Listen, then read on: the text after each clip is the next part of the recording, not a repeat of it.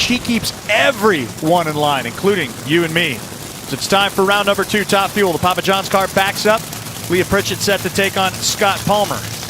The rest of the matchups to the Lucas Oil Ladders, where you can find that Steve Torrance will be up in the 3rd pair up against that upset-minded Mike Salinas.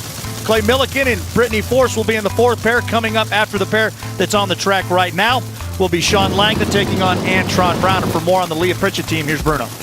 After that first round victory, I talked to Todd Okahara, and he told me that they still don't have a handle on the tune-up yet. They're still trying to get the right fuel ratio. Tony, Todd's one of those guys that likes to have the engine as the alpha. He likes to run a lot of power, make as much power as you can, and try and slow it down with the clutch. But as we're seeing out here this weekend, Tony, that can be a dangerous game to play. So what they're going to do between rounds, they're going to look at the computer data. Now, if their car dropped a cylinder or flamed out, they can look at specifically that cylinder, squeeze a nozzle or a jet down. Scott Palmer just made a mistake. 241 red. He went early and made a great pass as Pritchett went up in smoke. So Leah dodges a bullet right there for sure. Scott Palmer did race in his only career semifinal here in 2005 and shoulda, coulda, woulda been on his way if not for the red light. Yeah, let me try to understand what drivers, or get the audience to understand what drivers go through. Scott Palmer is crossing some barriers. He now has a good car. He has some assistance from Steve Torrance.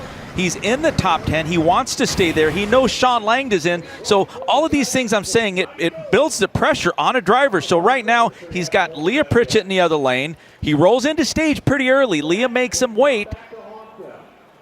It's within the 7 seconds. This is, of course, in slow motion.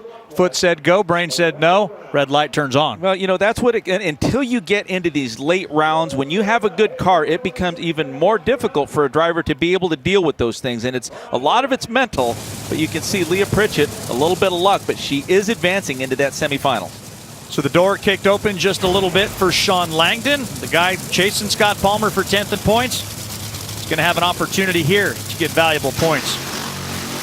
That is, if he can beat Antron Brown. One thing this team does need to be very mindful of is every time that this team oils down the racetrack, from now until the countdown begins, it's another 15-point deduction. There is no room for error with Sean Langdon. To the top end with Scott Palmer. Here's Amanda.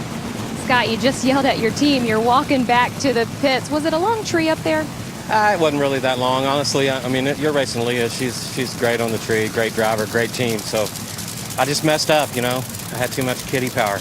I just messed up there, you know. I was really focused in on it, and I just left too early. It was my fault, 100%. So before I yelled at them, I'm walking back before they told me, because I know that's what they're going to tell me. I'll just take off walking. I won't even get in the van. It's a disappointment for him. Well, what Scott's talking about long tree is the tree is random. That way the